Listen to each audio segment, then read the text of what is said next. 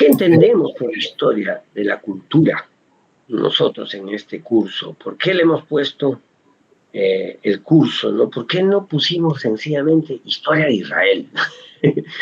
Y tenemos razones bien fundadas para no hacerlo. Porque creemos que el debate de la historia de Israel actual debe ser dialogada con las investigaciones hace 30 años, 35 años de historiadores, arqueólogos, que siguen la corriente de la historia-cultura y la historia social. Algunos le llaman historia-cultura, otros historia-cultura y social. Y que hay grandes aportes, y en español, por si acaso, en español, ¿no? Así que no necesita traducirlo ni nada. También hay inglés, por supuesto, ¿no? Pero en español existe. Grandes aportes para hacer el diálogo entre la Biblia y la historia-cultura universal. Es por eso que nosotros le pusimos el curso, no sencillamente historia de Israel. No, entonces, miren, ¿qué es la historiografía? Se entiende la historiografía, cómo se ha escrito la historia en diferentes épocas, ¿no? Entonces, por ejemplo, Flavio Josefo es un historiador. Y Lucas es un historiador, ¿no es cierto? ¿No?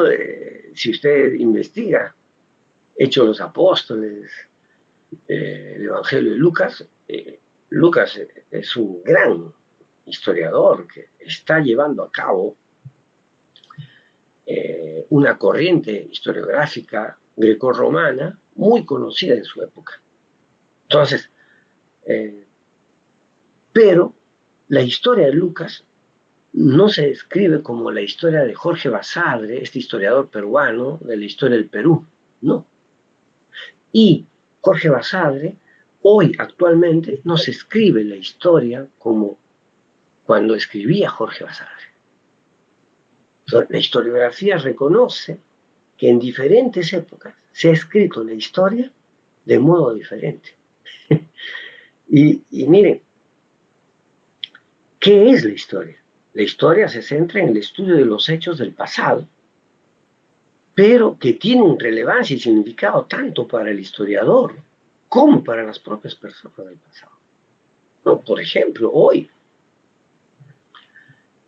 en esta guerra, ¿no?, que existe en Israel con sus vecinos, ¿no?, y las publicaciones en Facebook de pastores, etcétera, en las redes sociales, ¿no?, muestran esto, que los hechos del pasado tienen relevancia hoy.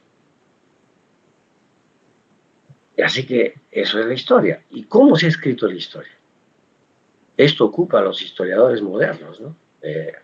Por ejemplo, Flavio Josefo o Lucas, o los historiadores romanos como Suetonio, por ejemplo, el famoso Suetonio, que escribió sobre los 12 Césares, no se ocupaban, oye, ¿cómo se escribe la historia? ¿No? Esto empezó con la modernidad. Y hay que distinguir entre aprender del pasado y entender cómo se hizo la historia de este pasado. La historia debe ser considerada con fuentes primarias y que éstas nos hablan de lo que estos individuos hicieron en sus contextos, de sus justificaciones, sus intenciones. El historiador actual debe ir más allá que repetir la historia de una fuente, porque tiene que entender que el historiador que escribió, en este caso, por ejemplo, Flavio Josefo, tenía una perspectiva. Y todo perspectiva no necesariamente es la verdad, ¿no?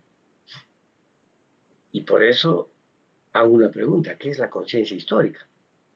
En muchos sentidos, la historia no termina nunca.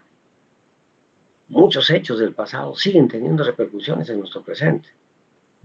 Esto es la conciencia histórica, ¿no? Por ejemplo, la historia de Jesús. Es,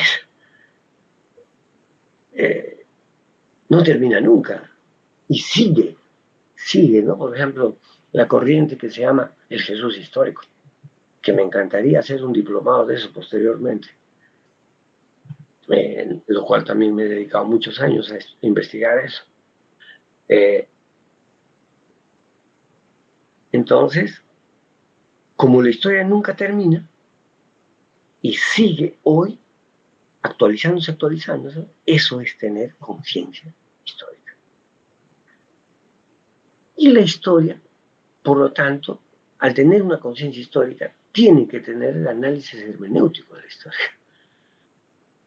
En la escritura de la historia siempre hay un sesgo, ¿no? Flavio Josefo no es el Espíritu Santo.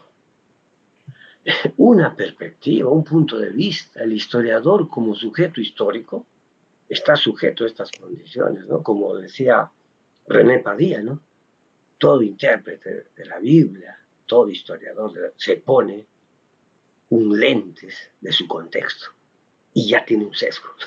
Por eso el historiador tiene que agregar la comprensión, es decir, un análisis hermenéutico que le permite analizar la historia, haciéndose preguntas como, por ejemplo, ¿qué estudia el historiador? ¿Qué analiza? ¿Sobre qué escribe?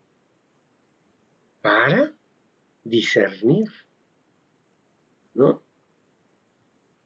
Y, como dijo un gran